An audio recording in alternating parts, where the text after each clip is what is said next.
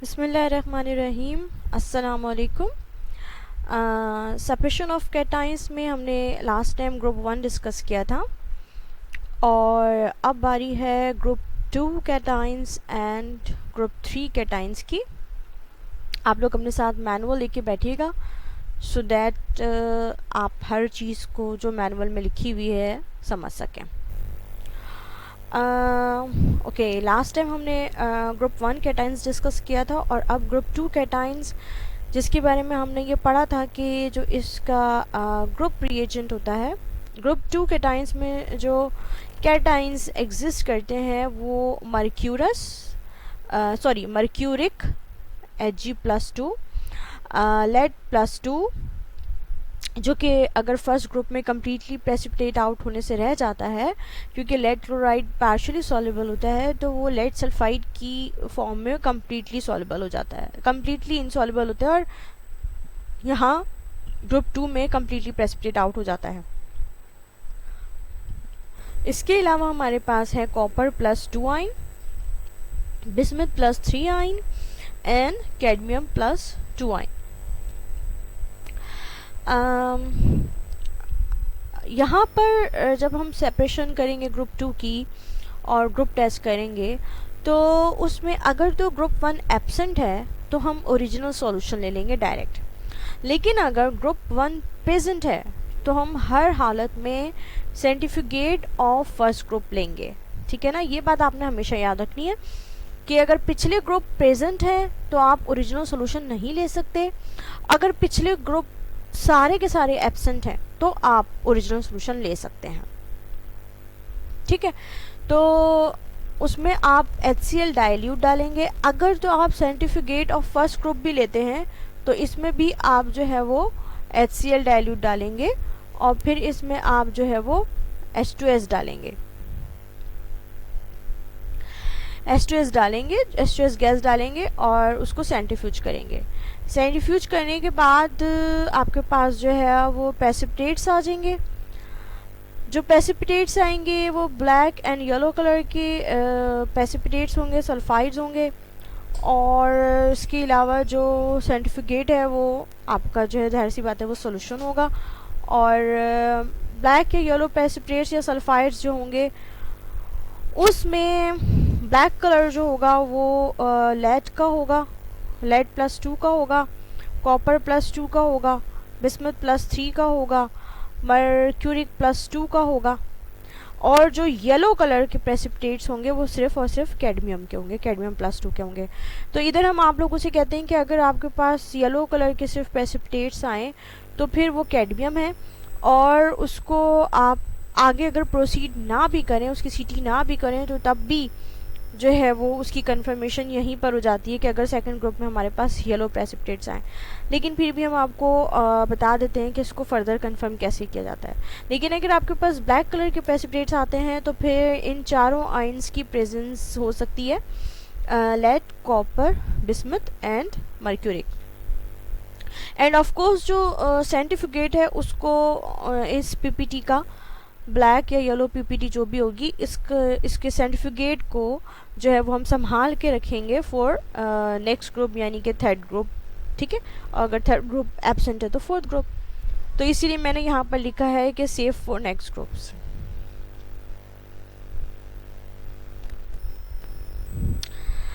अच्छा, ये आपको मुझे सेंट्रीफ्यूगेशन का प्रोसेस भी समझाना था जो कि लास्ट वीडियो में नहीं बता सकी थी।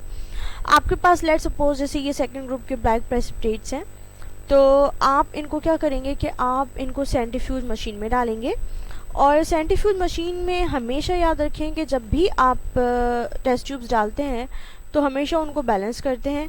ये आप देख रहे हैं कि अपोजिट जो है वो पोजीशंस के ऊपर जो है वो 2 टेस्ट ट्यूब्स डाली गई हैं, और कोशिश करते हैं कि दोनों टेस्ट ट्यूब्स में जो है वो तकरीबन एक जैसा ही सॉल्यूशन डालते हैं, तकरीबन एक जैसा सॉल्यूशन डालते हैं। ठीक है, इसके बाद आप जब इसको बैलेंस कर लेते हैं और इस तरीके से मतलब कि बाकी भी इसको फिल कर सकते हैं, और एक दफ़ा जब ये फिल हो जाएगा तो फिर हम इसको रन कर देंगे। सेंट्रीफ्यूगेशन तकरीबन एटलीस्ट 2 मिनट तो लेती है, और 2 मिनट के बाद जब आपकी सेंट्रीफ्यूगेशन हो जाती है तो कुछ इस तरीके से इसकी सूरत हाल आपके सामने होती है। ये सेंट्रीफ्यूज्ड प्रेसिपिटेट्स आपके सामने हैं, जिसमें जो प्रेसिपिटेट्स हैं वो नीचे बैठ गए हैं, ठीक है, और ऊपर जो है वो आपके पास जो है वो सुपरनेटेंट क्लियर सॉल्यूशन है। तो आपने क्या करना है, आपने इन सेंट्रीफ्यूगेट्स इन प्रेसिपिटेट्स को अलग कर लेना है, और ये जितना भी ऊपर का सुपरनेटेंट सॉल्यूशन है, इस सुपरनेटेंट सॉल्यूशन को आप दूसरी टेस्ट ट्यूब में फ़ौरन के फ़ौरन डाल देंगे और कोशिश करेंगे कि इस सुपरनेटेंट लिक्विड में किसी भी किस्म के प्रेसिपिटेट्स ना आए, ठीक है। तो ये सेंट्रीफ्यूगेशन का प्रोसेस होता है जो आपको हर दफ़ा रिपीट करना होता है जब भी आपके पास कोई प्रेसिपिटेट्स आते हैं। तो प्रेसिपिटेट्स को सेपरेट करने के लिए और सेंट्रीफ्यूगेट या फिल्ट्रेट को सेपरेट करने के लिए हम इस तरह से सेंट्रीफ्यूगेशन करते हैं, जो कि बार बार रिपीट होती है। इसके बाद ये हमारे पास ग्रुप 2 कैटाइंस में जो सबसे पहले हम बात करेंगे, वो बात करेंगे जो मैंने आपको बताया कि जी अगर आपके पास येलो पीपीटी आती है, तो येलो पीपीटी जो होती है वो कैडमियम सल्फाइड की होती है। ये कैडमियम सल्फाइड की इक्वेशन है और ये कुछ इस तरीके के प्रेसिपिटेट्स होते हैं, ठीक है। तो अगर आपके पास येलो प्रेसिपिटेट्स आएंगे तो आप क्या करेंगे, आप उसमें add dilute nitric acid and heat the test tube, ठीक है। और जब आप इसमें नाइट्रिक एसिड डाल के हीट करेंगे तो ऑब्वियसली ये जो कैडमियम सल्फाइड है ये डिज़ोल्व हो जाएगा और कैडमियम नाइट्रेट बन जाएगा, तो पीपीटी डिज़ोल्व हो जाएंगे। और फिर उसके बाद आप क्या करेंगे कि आप इसमें अमोनियम हाइड्रोक्साइड डालेंगे। अमोनियम हाइड्रोक्साइड ऑफ कोर्स आप इतना डालेंगे कि आपको अमोनिकल स्मेल आने लग जाए, क्योंकि पहले ही नाइट्रिक एसिड डला हुआ है। और उसके बाद आप अमोनियम ऑक्सलेट डालेंगे। जब आप अमोनियम ऑक्सलेट डालेंगे तो आपके पास जो है वो कैडमियम ऑक्सलेट के वाइट प्रेसिपिटेट्स आएंगे, कुछ इस तरीके के वाइट प्रेसिपिटेट होंगे। तो ये कैडमियम जो है वो कंफर्म हो जाएगा। वैसे भी मैं आपको पहले बता चुकी हूँ कि अगर सेकंड ग्रुप में आपके पास येलो प्रेसिपिटेट्स आते हैं तो कैडमियम कंफर्म हो जाता है, लेकिन फिर भी आप इस टेस्ट को रिपीट कर सकते हैं। इसके बाद बारी आती है कि अगर आपके पास ब्लैक पीपीटी या ब्लैक रेजिड्यू आए, जिसको मैं बता चुकी हूँ कि वो 4 किस्म के जो है वो हो सकते हैं सल्फाइड्स। वो लेड सल्फाइड हो सकता है, मर्क्यूरिक सल्फाइड हो सकता है, कॉपर सल्फाइड हो सकता है या बिस्मथ सल्फाइड हो सकता है। ये चारों इक्वेशंस आपके सामने हैं, ठीक है। तो अगर इन चारों में से कोई प्रेसिपिटेट्स आते हैं तो फिर आप उनको किस तरीके से जो है वो कंटिन्यू करेंगे। सबसे पहले आप क्या करेंगे कि आप डाइल्यूट नाइट्रिक एसिड डालेंगे और इसको हीट करेंगे। जाहिर सी बात है जब आप हीट करेंगे तो आपके पास 2 ही कंडीशन आती हैं, पीपीटी डिज़ोल्व हो जाएगी या पीपीटी डिज़ोल्व नहीं होगी, ठीक है। इस केस में जो ब्लैक पीपीटी के रेजिड्यूज़ हैं इन चारों के, ठीक है, तो नाइट्रिक एसिड में सिर्फ और सिर्फ मर्क्यूरिक सल्फाइड है जो डिज़ोल्व नहीं होता। बाकी lead sulphide, copper sulphide, bismuth sulphide, ये तीनों सल्फाइड्स जो हैं ये डिज़ोल्व हो जाते हैं, ठीक है। तो लिहाजा अगर आपके पास ये डिज़ोल्व नहीं होगा मर्क्यूरिक, तो जाहिर सी बात है आपको फिर इसको सेंट्रीफ्यूज करना पड़ेगा, और सेंट्रीफ्यूज करने के बाद जो है वो आप इसको जो है वो जाहिर सी बातें अलग अलग कर लेंगे, ठीक है। तो अब ये जो आपके पास रेजिड्यू आएंगे मर्क्यूरिक सल्फाइड के, इस रेजिड्यू को आप इसमें जो है वो नाइट्रिक एसिड अच्छा, ये जो रेजिड्यू है ये सिर्फ नाइट्रिक एसिड में डिज़ोल्व नहीं हुआ था, क्योंकि एक्चुअली ये जो मर्क्यूरिक सल्फाइड के रेजिड्यूज़ हैं ये एक्वा रीजिया में डिज़ोल्व होते हैं। नाइट्रिक एसिड और HCl डाइल्यूट दोनों को डाल के और आप जो है इसको डिज़ोल्व करेंगे, और डिज़ोल्व करने के लिए आपको फिर इसको हीट करना पड़ेगा और फिर जाकर आप डिज़ोल्व करेंगे, ठीक है। तो जब आप इस तरह से एक्वा रीजिया में डिज़ोल्व करेंगे तो ये पीपीटी डिज़ोल्व हो जाएगी मर्क्यूरिक सल्फाइड की, और जब पीपीटी डिज़ोल्व हो जाएगी मर्क्यूरिक सल्फाइड की तो आप उसमें पोटाशियम आयोडाइड डालेंगे।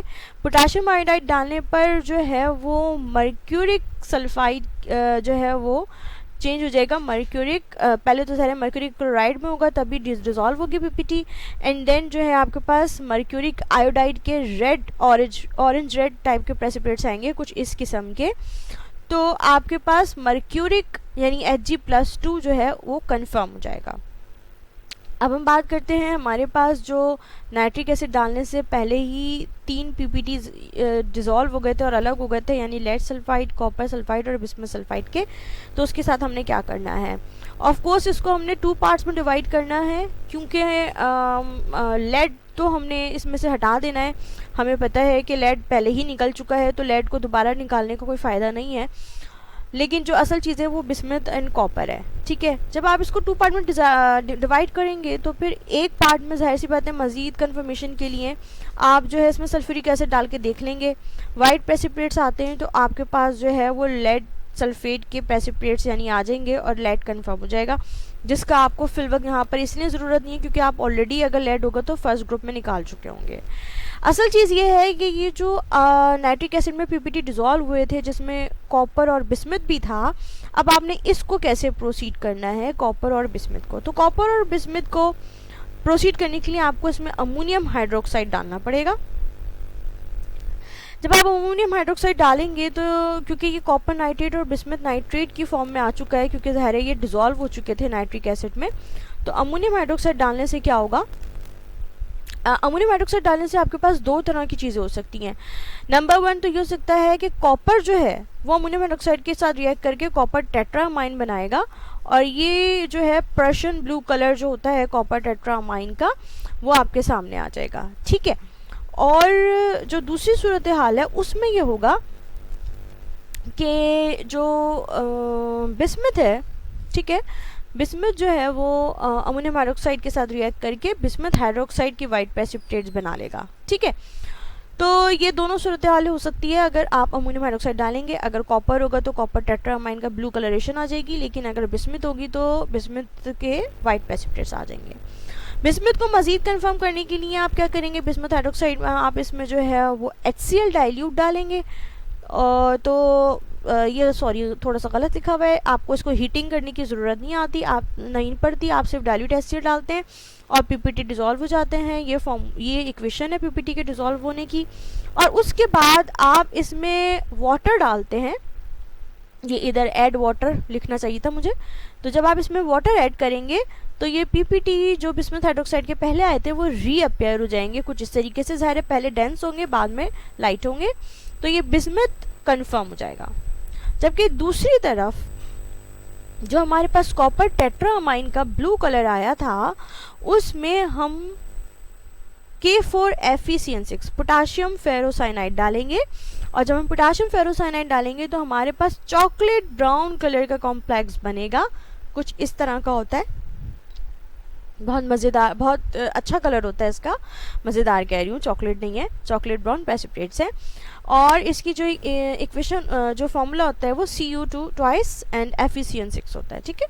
तो कॉपर फेरोसाइनाइड बन जाता है ये, और इसके जो है हमको प्रेसिपिटेट्स नज़र आते हैं। तो इस तरीके से हमारे पास ग्रुप 2 जो है वो कंफर्म हो जाता है और ग्रुप 2 के जितने भी कैटाइंस हैं वो कंप्लीट हो जाते हैं।